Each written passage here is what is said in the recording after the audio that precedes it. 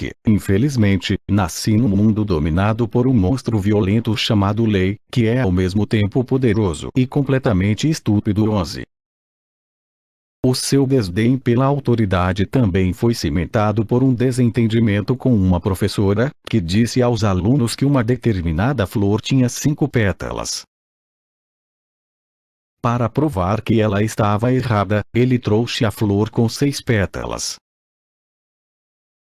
Por causa desse impudente acto de insubordinação. 12, ela deu-lhe um forte puxão na orelha. 161, 973. Esquerda.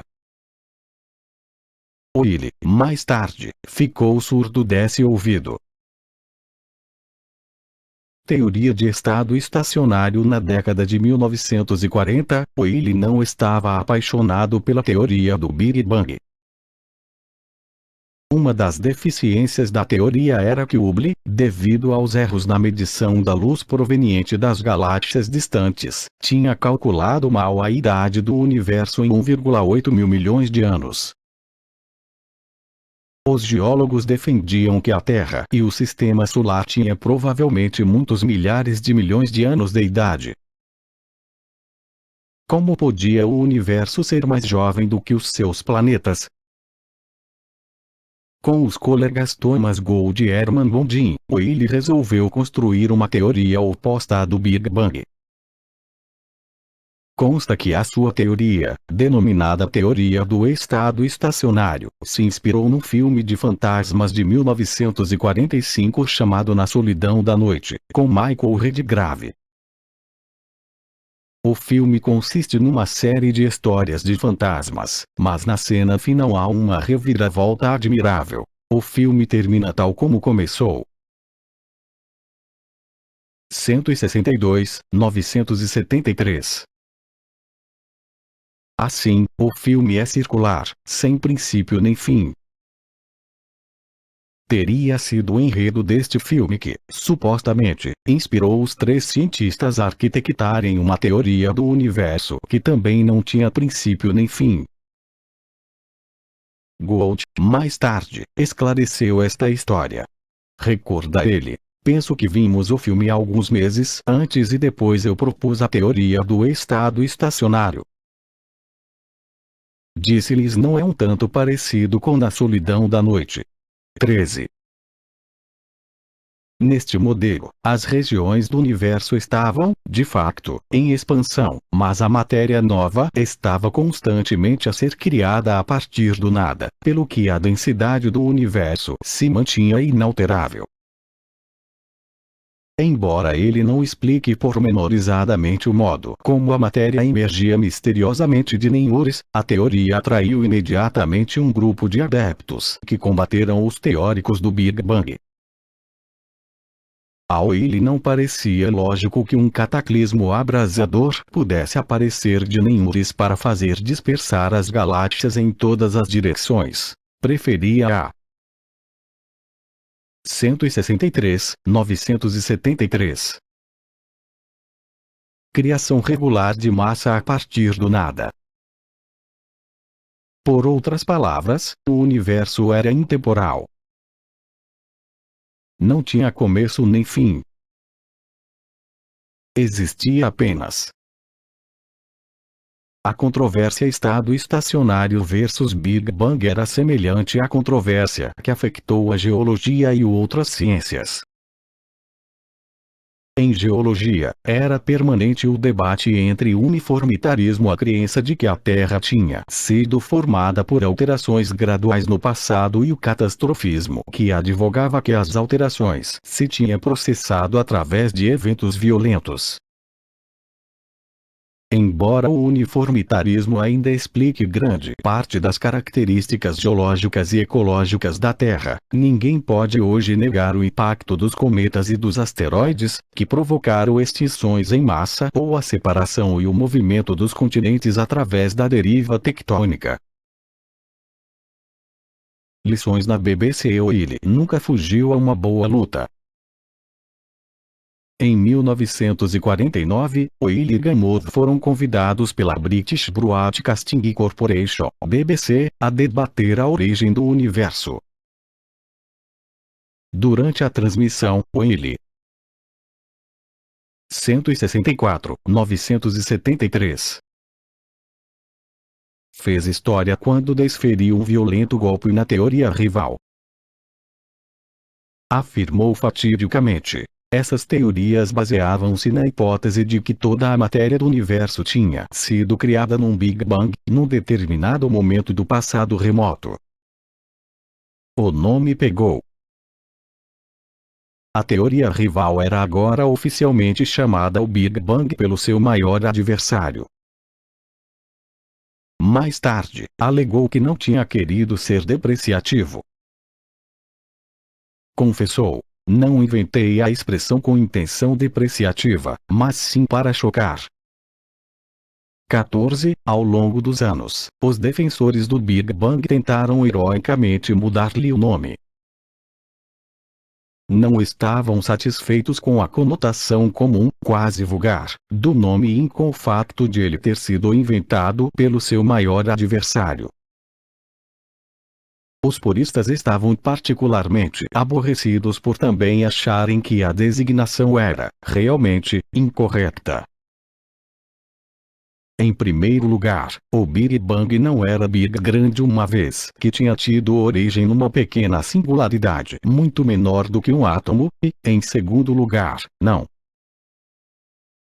165, 973 havia Bang uma vez que no espaço exterior não existe ar. Em agosto de 1993, a revista Science Telescope financiou um concurso para dar um outro nome à teoria do Big Bang. Foram recebidas 13.000 entradas, mas os juízes não conseguiram encontrar um nome melhor do que o original. O que cimentou a fama de O'Neill ao longo de toda uma geração foi a sua famosa série de programas de ciência na rádio BBC. Na década de 1950, a BBC transmitiu um conjunto de programas sobre ciência aos sábados à noite. Contudo, quando o convidado original cancelou o contrato, os produtores viram-se obrigados a procurar um substituto. Contactaram O'Neill, que aceitou o convite. Investigaram então o seu ficheiro, onde havia uma nota que dizia: não recorrer a este homem. Por acaso, ignoraram este terrível aviso de um produtor anterior e foram transmitidas 5 lições fascinantes. Estas transmissões clássicas da BBC hipnotizaram o país e, em parte, inspiraram. 166, 973 a geração seguinte de astrônomos. O astrônomo Wallace Sargent recorda o impacto que estes programas tiveram nele. Quando eu tinha 15 anos, ouvi as lições de Fred O'Neill na BBC, intituladas A Natureza do Universo. A ideia de se saber qual era a temperatura e a densidade no centro do Sol surgiu como uma onda de choque. Aos 15 anos, isto parecia estar para além do conhecimento. Não eram só os números espantosos, mas o simples facto de os podermos conhecer. 15. Nucleossíntese nas estrelas. O'Neill, que desdenhava a especulação meramente teórica, quis testar a sua teoria do estado estacionário. Gostava da ideia de que os elementos do universo tinham sido cozinhados não no Big Bang, como Gamow acreditava, mas no centro das estrelas. Se 100 ou mais elementos químicos tinham sido todos criados pelo intenso calor das estrelas, então não era necessário nenhum Big Bang. 167, 973 num conjunto de artigos seminais publicados nos finais da década de 1940 e nos começos da década de 1950, Will e os seus colegas explicaram pormenorizadamente como as reações nucleares no núcleo de uma estrela, e não o Big Bang, podiam aumentar o número de prótons e de neutrões dos núcleos de hidrogênio e de hélio, até poderem criar todos os elementos pesados, pelo menos até o ferro. Resolveram o mistério da criação dos elementos com número de massa superior a 5, que tinha embaraçado Gamow. Num golpe de gênio, Will percebeu que, se houvesse uma forma instável de carbono até então desconhecida criada a partir de 3 núcleos de hélio, podia durar o tempo suficiente para actuar como uma ponte, permitindo a criação de elementos de número atômico superior. No núcleo das estrelas, esta nova forma instável de carbono podia durar tempo suficiente para que, acrescentando sucessivamente mais neutrões e prótons, fosse possível criar elementos com número de massa superior a 5 e 8. Quando esta forma instável de 168,973 carbono foi realmente encontrada, tornou-se possível demonstrar, de forma brilhante, que a nucleossíntese podia ter ocorrido nas estrelas e não no Big Bang. Will desenvolveu então um extenso programa de computador que podia determinar, quase desde os primórdios do universo, a abundância relativa dos elementos que vemos na natureza. Mas mesmo o intenso calor das estrelas não é suficiente para cozinhar elementos mais pesados do que o ferro na tabela periódica, como o cobre, o níquel, o zinco e o urânio, etc. É extremamente difícil obter energia fundindo elementos mais pesados do que o ferro, por várias razões, incluindo a repulsão dos prótons no núcleo e o déficit de energia de ligação. Para estes elementos pesados, é necessário um forno maior, a explosão de estrelas maciças ou supernovas. Uma vez que podem ser atingidos trilhões de graus no espasmo da morte final de uma estrela gigante, quando ela entra em colapso de forma violenta, há energia suficiente para 169,973 cozinham os elementos com peso atômico superior ao do ferro.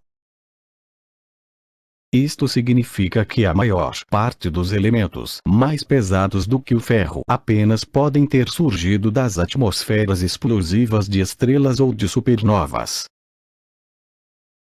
Em 1957, Will, com Margaret Geoffrey Burbidge e William Fowler, publicaram o artigo talvez mais decisivo que relata pormenorizadamente os passos necessários para construir os elementos do universo e prever a sua abundância. Os seus argumentos foram tão precisos, tão poderosos e convincentes que até mesmo Gamow teve de reconhecer que Will tinha apresentado a mais impressionante representação da nucleossíntese. Gamow, de maneira típica, até inventou a seguinte passagem escrita em estilo bíblico.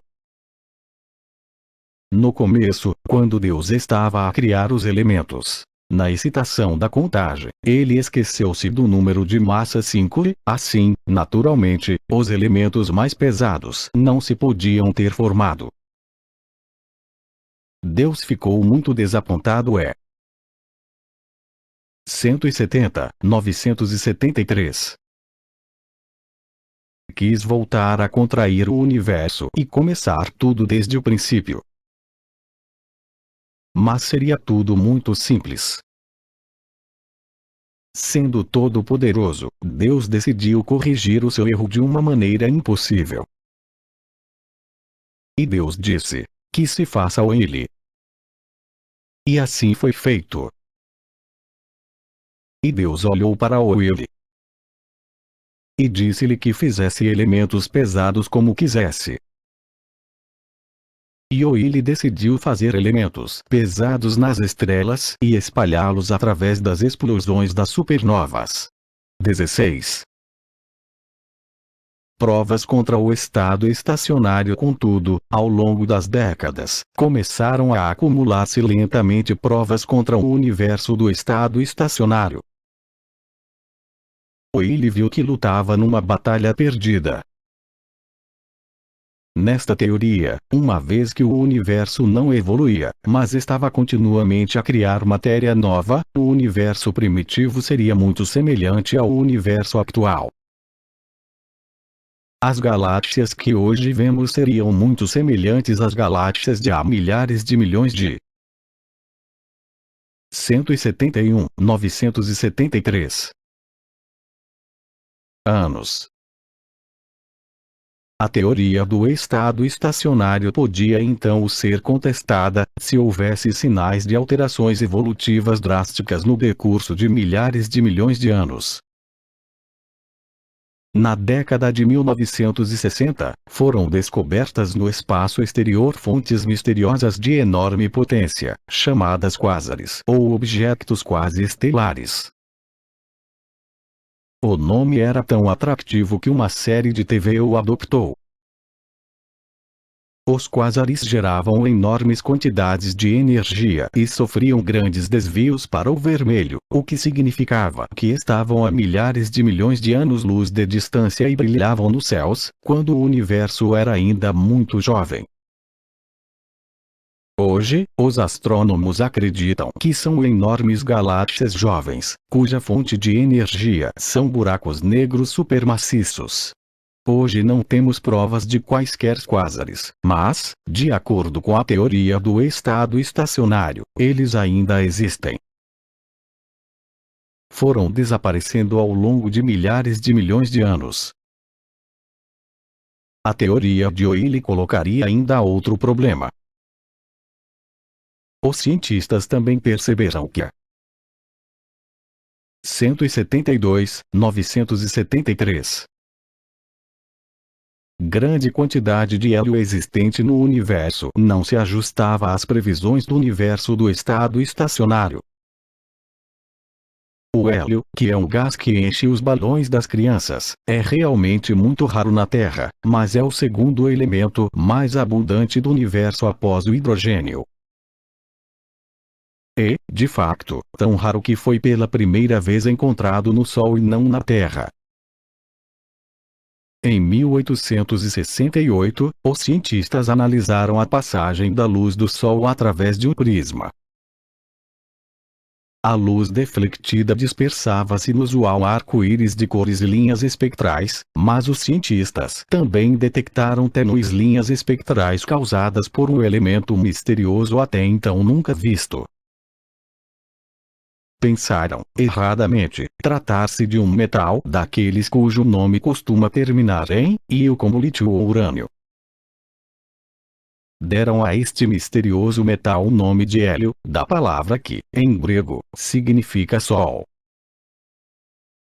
Finalmente, em 1895, o hélio foi encontrado na Terra em depósitos de urânio e os cientistas descobriram com embaraço que era um gás e não um metal.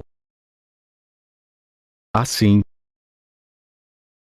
173.973 o hélio, descoberto no Sol, nasceu como uma designação incorreta. Se o hélio primordial foi, sobretudo, criado nas estrelas, como ele acreditava, então devia ser muito raro e devia encontrar-se perto do núcleo das estrelas. Mas todos os dados astronômicos mostravam que o hélio era, na realidade, muito abundante, constituindo cerca de 45% da massa dos átomos do universo. Descobriu-se que se encontrava uniformemente distribuído no universo, como Gamow pensava. Hoje, sabemos que tanto Gamow como ele tinham em parte razão relativamente à nucleossíntese. Gamow inicialmente pensava que todos os elementos químicos eram partículas libertadas em explosões nucleares ou resíduos do Big Bang. Mas esta teoria falhou em consequência do hiato dos núcleos de números de massa 5 e 8. Ele pensou que podia contestar a teoria do Big Bang, mostrando que as estrelas cozinham todos os elementos sem qualquer necessidade de recorrer ao Big Bang. Mas esta teoria não. 174, 973. Conseguiu explicar a grande abundância de hélio que sabemos existir no universo. Na essência, Gaimov e Illy deram-nos uma representação complementar da nucleossíntese. Os elementos muito leves de números de massa até 5 e 8 foram, de facto, criados pelo Big Bang. Hoje, em resultado das descobertas da física, sabemos que o Big Bang produziu a maior parte do deutério, do hélio 3, do hélio 4 e do lítio 7 que vemos na natureza. Mas os elementos mais pesados até o ferro foram cozinhados sobretudo no núcleo das estrelas, como ele acreditava. Se acrescentarmos os elementos mais pesados do que o ferro, tais como o cobre, o zinco e o ouro, que resultaram da explosão de uma supernova, então teremos a explicação completa da abundância relativa de todos os elementos do universo. Qualquer teoria que se oponha à cosmologia moderna terá uma tarefa formidável: explicar a abundância relativa dos 100 elementos do universo e os seus numerosos isótopos. Como nasceram as estrelas? 175, 973. Uma consequência deste caloroso debate sobre a nucleossíntese é o facto de nos ter dado uma descrição bastante completa do ciclo de vida das estrelas. Uma estrela típica como o nosso Sol começa a sua vida como uma enorme bola de gás hidrogênio difuso, chamada protoestrela, e contrai-se gradualmente devido à gravidade. Quando entra em colapso, começa a girar rapidamente, o que, muitas vezes, leva à formação de um sistema binário onde duas estrelas se perseguem uma outra em órbitas elípticas, ou à formação de planetas no plano de rotação da estrela. O núcleo da estrela também aquece muito até atingir cerca de 1 milhão de graus ou mais, quando o hidrogênio se funde para dar hélio. Depois de a estrela se incendiar, chama-se estrela de sequência principal e pode arder durante cerca de 10 mil milhões de anos, transformando lentamente o seu núcleo de hidrogênio em hélio residual. O nosso Sol está atualmente a meio caminho deste processo. Quando acabar de queimar hidrogênio, a nossa estrela começará a 176, 973. Queimar hélio, até se expandir muito e atingir o tamanho da órbita de Marte, transformando-se numa gigante vermelha. Depois da reserva de hélio se esgotar, as camadas exteriores da estrela dissipar-se-ão, deixando o núcleo, uma estrela anã branca com um tamanho semelhante ao da Terra. Nesta estrela anã branca, podem ser criados os elementos mais pesados até o ferro na tabela periódica de elementos. As estrelas mais pequenas, como o nosso Sol, morrerão no espaço como pedaços de matéria nuclear inerte nas anãs brancas. Mas, nas estrelas gigantes, talvez com 10 a 40 vezes a massa do nosso Sol, o processo de fusão avança muito mais rapidamente. Quando a estrela se transforma numa supergigante vermelha, o seu núcleo fundirá rapidamente os elementos mais leves, pelo que se parece como uma estrela híbrida, uma anã branca dentro de uma gigante vermelha. Quando o processo de fusão atingir a fase em que o elemento ferro é criado, não poderá ser extraída mais. 177, 973. Energia no processo de fusão, pelo que a fornalha nuclear, após milhares de milhões de anos, finalmente acaba. Neste ponto, a estrela entra em colapso abruptamente, criando enormes pressões que realmente impelem os eletrões para os núcleos. A densidade pode exceder 400 mil milhões de vezes a densidade da água, o que faz com que a temperatura atinja trilhões de graus. A energia gravitacional comprimida neste minúsculo objeto explode numa supernova.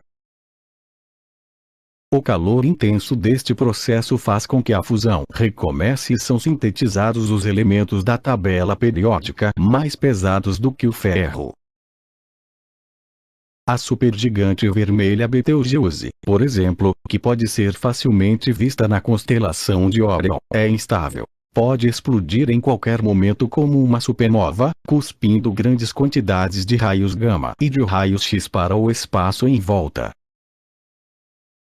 Quando isso acontecer, esta supernova será visível durante o dia e à noite poderá emitir mais claridade do que a Lua. Pensava-se outrora que tinha sido a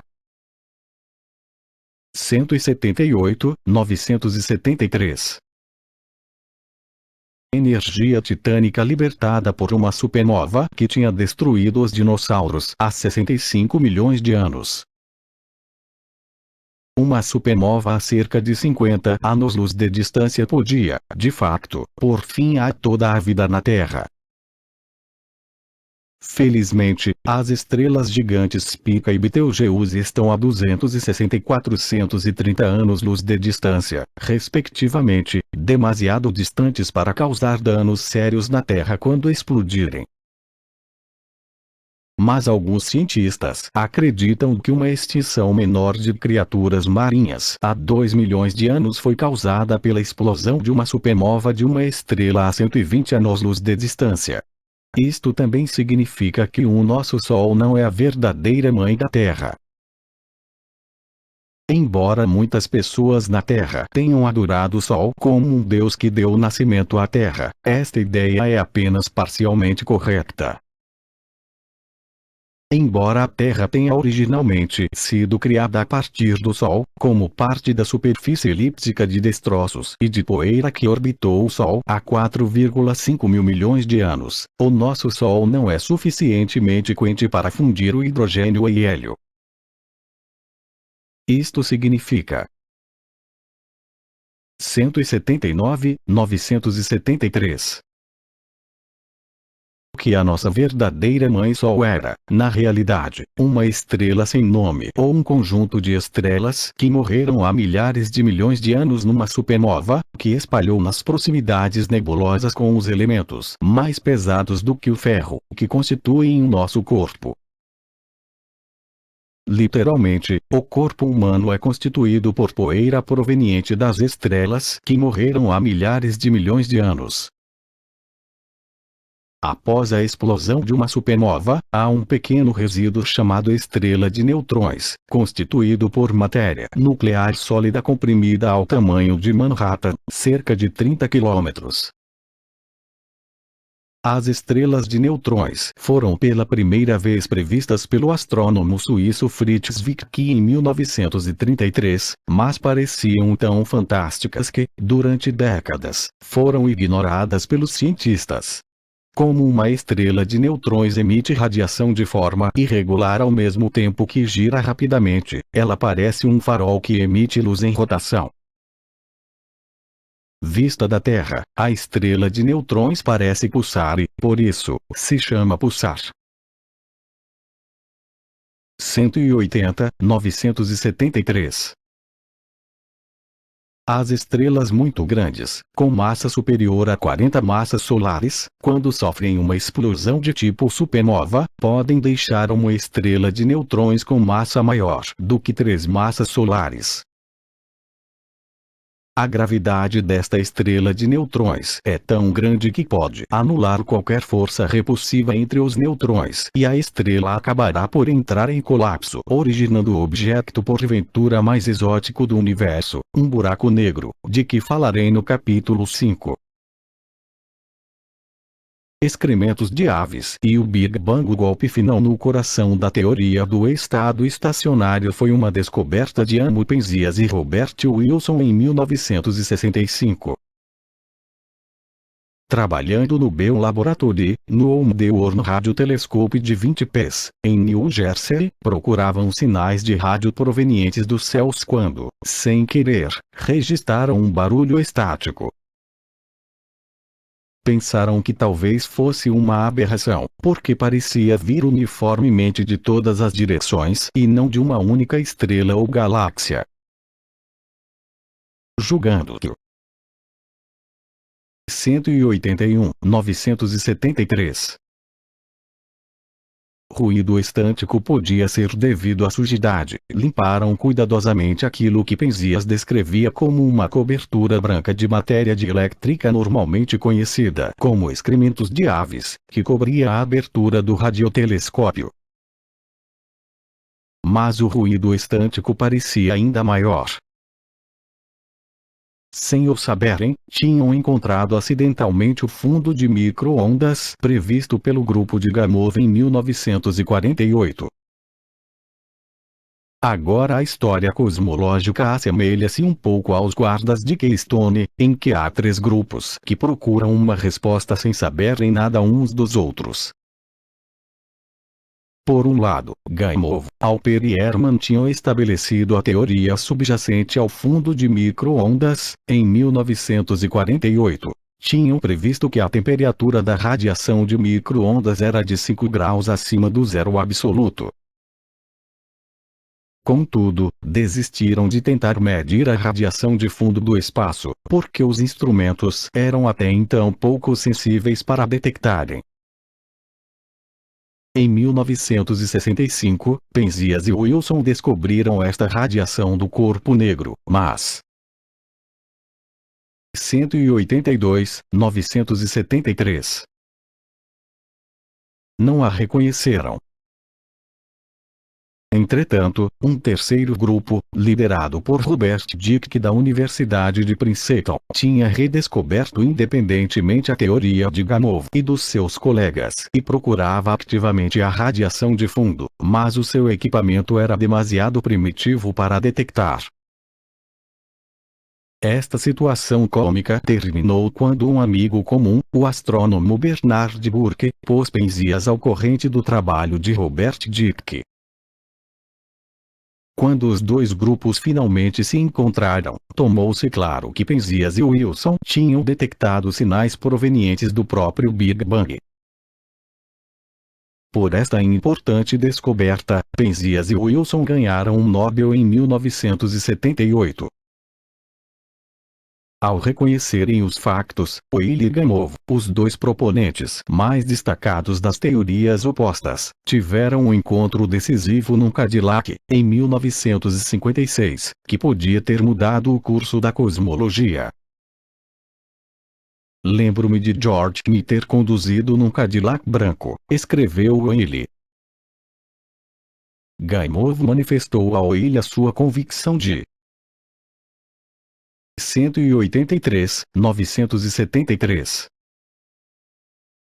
que o Big Bang tinha deixado uma luz remanescente que ainda hoje podia ser vista. Contudo, os últimos números de Gamow situavam a temperatura dessa luz em 50 graus. Então, Weyl fez a Gamow uma revelação surpreendente. Weyl estava ao corrente de um artigo obscuro escrito em 1941 por André von Keller, que mostrava que a temperatura do espaço exterior não podia exceder 3 graus. A temperaturas mais elevadas podem ocorrer novas reações químicas que criariam mais radicais excitados de carbono-hidrogênio, CH, e de carbono-nitrogênio, CN, no espaço exterior. Analisando os espectros destas substâncias, é possível determinar a temperatura do espaço exterior. De fato, ele descobriu que a densidade das moléculas de CN que detectou no espaço indiciava uma temperatura de cerca de 2,3 K. Por outras palavras, desconhecida de Gamow, a radiação de fundo de 2,7 K já tinha sido indiretamente detectada em 1941. Weyl recordou, ou devido ao grande conforto do Cadillac ou porque George queria uma 184, 973. Temperatura superior a 3K, ao passo que eu queria uma temperatura de 0 graus. Perdemos a oportunidade de reconhecer a descoberta feita 9 anos depois por Amo Penzias e Bob Wilson 17. Se o grupo de Gamow não tivesse cometido um erro numérico e tivesse apresentado uma temperatura mais baixa, ou se ele não tivesse sido tão hostil à teoria do Big Bang, a história porventura teria sido escrita de outra maneira. Reflexos pessoais do Big Bang. A descoberta do fundo de micro-ondas por Penzias e Wilson teve um efeito decisivo nas carreiras de Gamow e de O'Neill. Para O'Neill, o trabalho de Penzias e Wilson foi uma experiência quase mortal. Finalmente, na revista Nature, em 1965, O'Neill acabou por admitir oficialmente a derrota, mencionando o fundo de micro-ondas e a abundância de hélio como razões para abandonar a sua teoria do estado estacionário. Mas o que realmente o perturbou foi o fato de a sua teoria 185, 973 do estado estacionário ter perdido seu poder preditivo.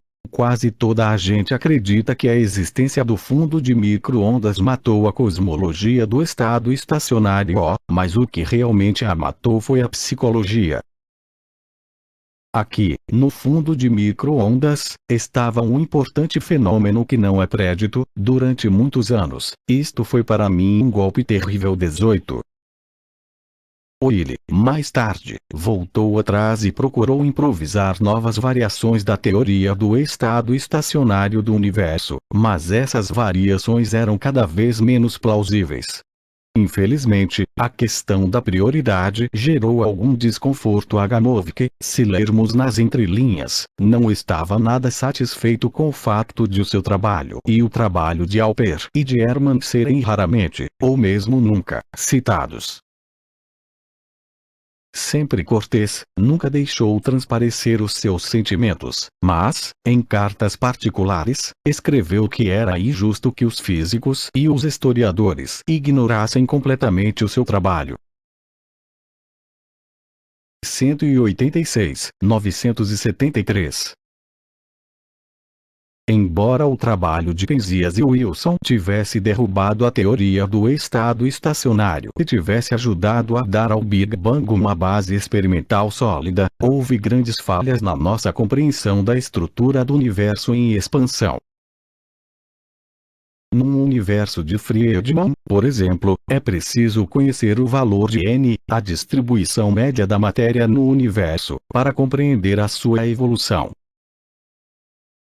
Contudo, a determinação de n tornou-se muito problemática quando se compreendeu que a maior parte do universo não era constituída por átomos e moléculas conhecidos, mas por uma nova substância estranha chamada matéria negra que excedia em massa a matéria comum por um factor de 10. Uma vez mais, os especialistas nesta matéria não foram tomados a sério pelo resto da comunidade astronômica. Ômega e matéria negra. A história da matéria negra é talvez um dos capítulos mais estranhos da cosmologia. Na década de 1930, o astrônomo suíço dissidente 187, 973 Fritz Vicky Kauppert observou que as galáxias do aglomerado de galáxias como se moviam, como se esperava, sob o efeito da gravidade de Newton. Estas galáxias, descobriu ele, moviam-se tão rapidamente que podiam dispersar-se e o aglomerado podia dissolver-se, de acordo com as leis do movimento de Newton.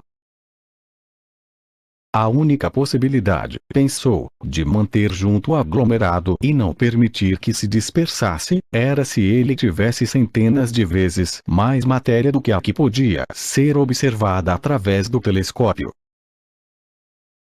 Ou as leis de Newton eram de algum modo incorretas a distâncias galácticas, ou então havia uma grande quantidade de matéria invisível no aglomerado que o mantinha unido. Esta foi a primeira indicação histórica de que qualquer coisa estava terrivelmente errada na distribuição da matéria no universo. Infelizmente, os astrônomos rejeitaram ou ignoraram universalmente o trabalho pioneiro de Zwicky, por várias razões. 188, 973. Em primeiro lugar, os astrônomos tinham relutância em acreditar que a gravidade newtoniana, que tinha dominado a física durante vários séculos, pudesse estar incorreta. Havia um precedente para problemas desta natureza em astronomia. Quando a órbita de Urano foi analisada no século XIX, descobriu-se que era inconstante. Ela divergia, embora muito pouco, das equações de Isaac Newton. Assim, ou Newton estava errado, ou devia haver um novo planeta cuja gravidade atuava sobre Urano. A última interpretação estava correta e Neptuno foi encontrado a primeira tentativa em 1846, analisando o local previsto pelas leis de Newton. Em segundo lugar, havia a questão da personalidade de Zwicky e o modo como os astrônomos tratavam os estranhos. Zwicky era um visionário muitas vezes ridicularizado ou ignorado. Em 1933, com Walter Baade, inventou a palavra supernova e previu corretamente que uma pequena estrela de nêutrons, com cerca de 22 km de diâmetro, seria tudo o que restava. 189, 973. De uma estrela que explodiu. A ideia era tão incrivelmente estranha que foi satirizada no cartoon do Los Angeles Times, em 19 de janeiro de 1934. Zwicky estava furioso com uma pequena elite de astrônomos que, pensava ele, queria evitar o seu reconhecimento, que se apoderava das suas ideias e não lhe disponibilizavam tempo nos telescópios de 100 a 200 polegadas.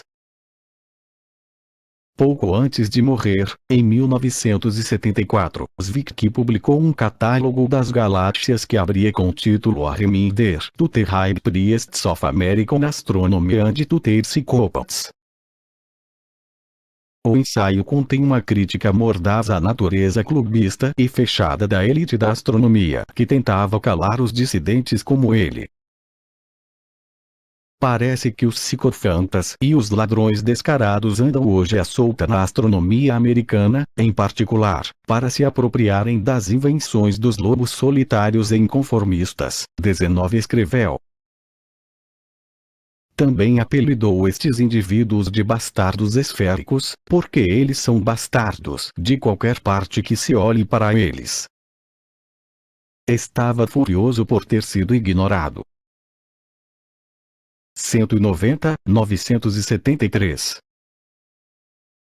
Quando o prêmio Nobel foi atribuído a outro pela descoberta da estrela de nêutrons. 20 em 1962, o curioso problema do movimento galáctico foi redescoberto pela astrônoma Vera Rubin, que estudou a rotação da Via Láctea e se confrontou com o idêntico problema. Também ela foi acolhida com indiferença pela comunidade da astronomia. Normalmente, quanto mais distante do Sol um planeta está, mais lentamente se desloca. Quanto mais perto ele está, mais depressa se move. O planeta Mercúrio deriva o seu nome do deus da velocidade, porque está tão perto do Sol, e a velocidade de Plutão é 10 vezes menor que a de Mercúrio, porque é o planeta mais distante do Sol.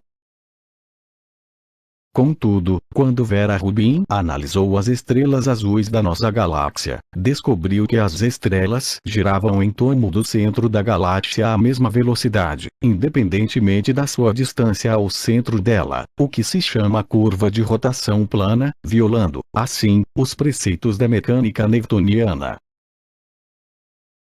De fato, ela descobriu que a Via Láctea girava tão rapidamente que 191, 973. segundo as leis naturais, deveria desagregar-se. Mas a galáxia tem se mantido completamente estável desde há cerca de 10 mil milhões de anos. O facto de a curva de rotação ser plana constituía um mistério. Para evitar que a galáxia se desintegrasse, ela teria de ser 10 vezes mais pesada do que os cientistas imaginavam. Aparentemente, faltava 90% da massa da Via Láctea. Vera Rubin foi ignorada, em parte, por ser mulher. Com alguma pena, ela recorda que, quando se candidatou ao Swarthmore College como investigadora, casualmente disse ao entrevistador que gostava de pintar. Ele então perguntou-lhe: já pensou numa carreira em que possa pintar objetos astronômicos? Ela recorda: esta frase tornou-se proverbial na minha família. Durante muitos anos, quando alguma coisa corria mal a alguém, dizíamos: já pensou numa carreira em que possa pintar objetos astronômicos? 21 Quando ela contou ao seu antigo professor de física que tinha sido admitida em Vassar, ele respondeu-lhe: estará bem, desde 192, 973. Que esteja longe da ciência. Mais tarde, ela recordaria: foi preciso uma grande autoestima para ouvir coisas como esta sem ficar arrasada. Depois da licenciatura, candidatou-se e foi aceite em Harvard, mas recusou o lugar, porque se casou e seguiu o marido, professor de química, para comeu. Recebeu de Harvard uma carta com as seguintes palavras manuscritas ao fundo da página: diabos levem as mulheres. Sempre que apanho uma, ela vai-se embora e casa-se. Recentemente, participou numa conferência de astronomia no Japão, onde era a única mulher. Eu, na realidade, não podia contar essa história durante muito tempo sem chorar, porque numa geração, afinal, poucas coisas mudam, confessou ela. Apesar de tudo, o seu trabalho cuidadoso e o trabalho de outros começaram lentamente a convencer a comunidade astronômica do problema da massa que faltava. Em 1978, Rubin e os seus colegas examinaram 11 galáxias espirais. Todas elas giravam demasiado rapidamente para si. 193, 973. Manterem juntas, de acordo com as leis de Newton. Nesse mesmo ano, o radioastrônomo holandês Albert Bosma publicou a mais completa análise de dezenas de galáxias espirais. Quase todas elas exibiam o mesmo comportamento anômalo. Isto, finalmente, pareceu convencer a comunidade astronômica de que a matéria negra existia de facto. A solução mais simples deste difícil problema era admitir que as galáxias eram rodeadas por um halo invisível que continha 10 vezes mais matéria do que as próprias estrelas. Desde então, têm sido desenvolvidos muitos outros meios mais sofisticados para medir a presença desta matéria invisível. Um dos mais impressionantes consiste em medir a distorção da luz das estrelas quando ela passa através da matéria invisível. Tal como as lentes dos óculos, a matéria negra pode curvar a luz, devido à sua enorme massa e à sua força gravitacional. Recentemente, analisando cuidadosamente as fotografias do telescópio espacial Hubble com um computador, os cientistas 194, 973. Conseguiram elaborar mapas da distribuição da matéria negra no universo. Tem se travado uma luta feroz para descobrir a constituição da matéria negra. Alguns cientistas pensam que pode consistir em matéria comum, mas muito escura, isto é, feita de estrelas anãs castanhas, estrelas de nêutrons e buracos negros quase invisíveis. Esses objetos amontoam-se como matéria bariônica, isto é, matéria constituída por bariões conhecidos como nêutrons e prótons. Coletivamente, chamam-se machos, abreviatura de objetos de halo maciço compacto. Outros pensam que a matéria negra pode consistir em matéria não bariônica muito quente, como os neutrinos, chamada matéria negra quente. No entanto, os neutrinos movem-se tão rapidamente que não podem ser responsáveis pela maior parte da acumulação de matéria negra e de galáxias que vemos na natureza. Outros ainda pensam que a matéria negra é constituída por um tipo completamente novo de matéria. 195, 973.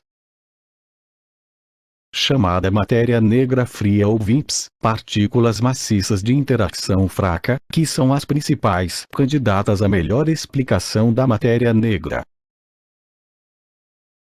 O satélite COBE, usando um telescópio comum, instrumento imprescindível da astronomia desde o tempo de Galileu, não era possível resolver o problema da matéria negra. A astronomia tinha feito grandes progressos usando os instrumentos ópticos padrão localizados na Terra. Contudo, na década de 1990, começou a desenvolver-se uma nova geração de instrumentos que usavam a mais moderna tecnologia de satélites, lasers e computadores, que revolucionaram completamente a face da cosmologia.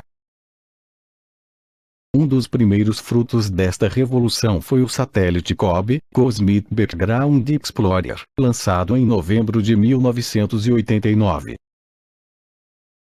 Embora o trabalho original de Penzias e Wilson confirmasse alguns dados pontuais consistentes com o Big Bang, o satélite COBE mediu dados que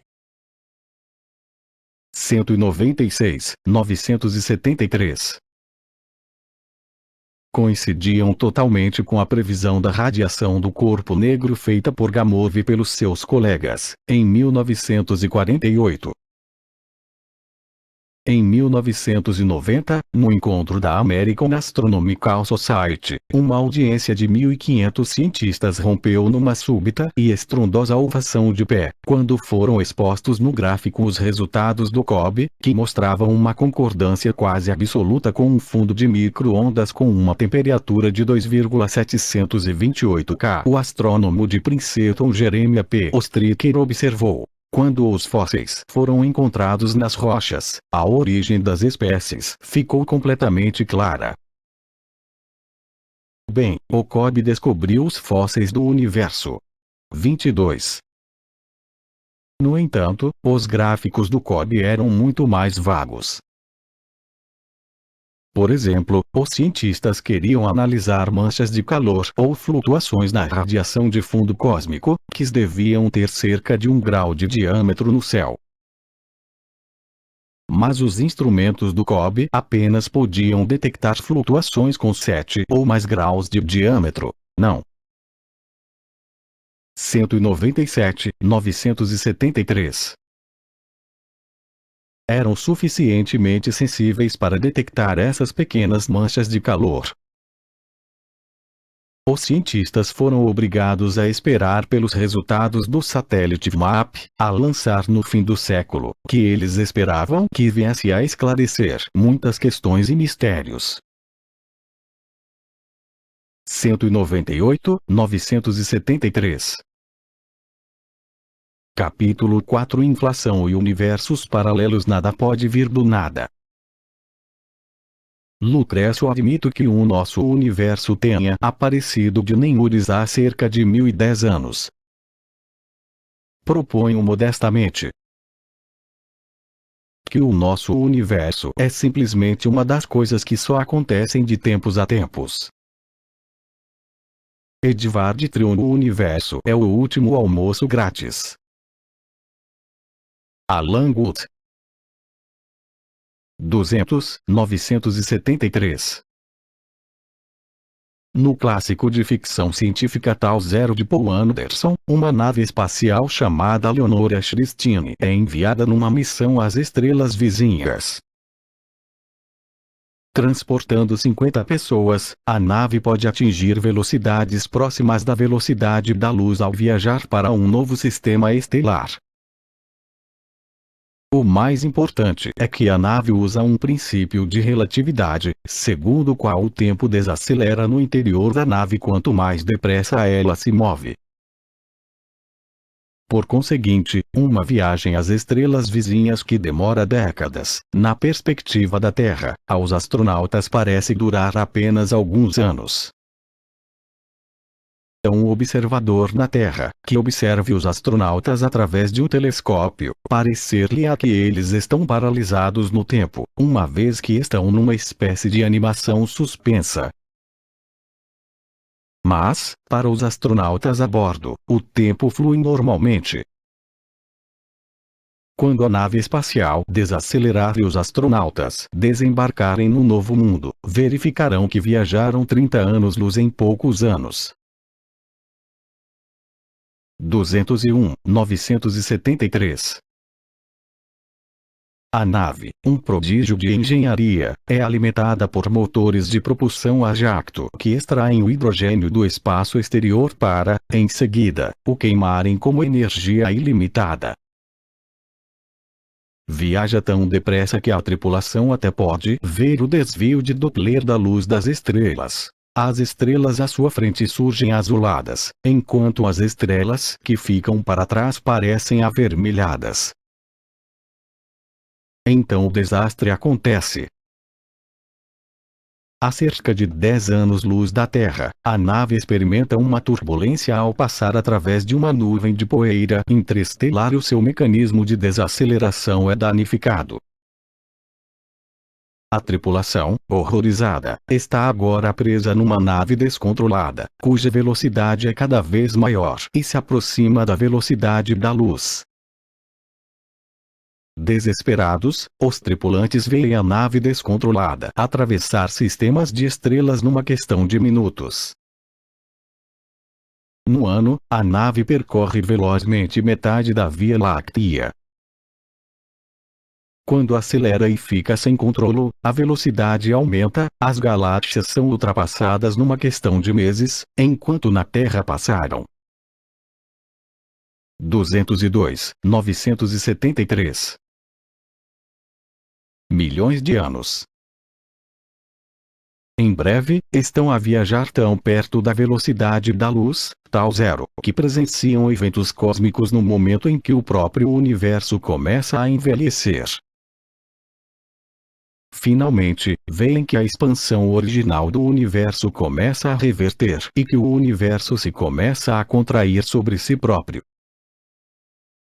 As temperaturas começam a subir drasticamente quando os tripulantes percebem que foram apanhados pelo Big Crunch. Os membros da tripulação rezam em silêncio. Quando as temperaturas sobem rapidamente, as galáxias começam a coalescer e um átomo primordial cósmico se forma diante deles. A morte por incineração é inevitável. A sua única esperança é que a matéria colapse numa área finita de densidade finita que, viajando a uma grande velocidade, possam passar rapidamente através dela. Milagrosamente, os escudos protegem-nos enquanto eles voam através do átomo primordial e se encontram perante a criação de um novo universo. Quando o universo volta a expandir-se, aterrorizados. 203.973 assistem à criação de novas estrelas e galáxias. Orientam cuidadosamente a nave espacial e dirigem-se para uma galáxia suficientemente antiga rica em elementos mais pesados que tomarão possível a vida. Finalmente, localizam um planeta que pode albergar vida onde estabelecem uma colônia para recomeçar a humanidade. Esta história foi escrita em 1967, quando se desencadeou um vigoroso debate entre os astrônomos sobre o destino final do universo. Se extinguirá num Big Crunch ou num Big Freeze, se oscilará indefinidamente, ou se continuará para sempre no estado estacionário. A questão pareceu então ficar resolvida com o aparecimento de uma nova teoria chamada de inflação. Aparecimento da inflação, um feito espetacular, escreveu Alan Guth no seu diário, em 1979. Estava eufórico, pensando que podia ter tido uma das grandes ideias da cosmologia. Guth fez a primeira grande revisão da teoria do Big Bang em 50 anos, fazendo uma observação seminal: podia resolver 204, 973. Um dos maiores enigmas da cosmologia, se supusesse que o universo tinha sofrido uma hiperinflação no instante do seu nascimento, astronomicamente mais rápida do que a maior parte dos físicos acreditava ser possível. Com esta hiperexpansão, viu que podia, sem esforço, resolver uma porção de questões cosmológicas profundas que tinha desafiado todas as explicações. Era uma ideia que haveria de revolucionar a cosmologia. Os dados cosmológicos recentes, que incluem os resultados